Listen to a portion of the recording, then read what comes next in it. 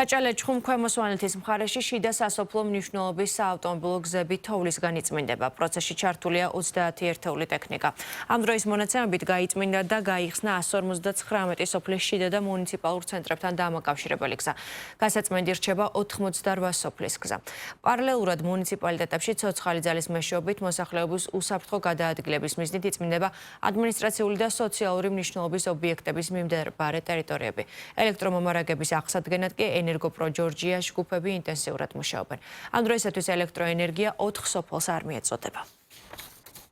იმყოფებოდი ცაგერისა და ლენტეხის მუნიციპალიტეტებში ხელმძღვანელ პირებთან ერთად, სადაც ადგილზე გავეცანეთ თორწმენდითი სამუშაოების მიმდინარეობას და ასევე ელექტროენერგიის აღდგენით სამუშაოებს.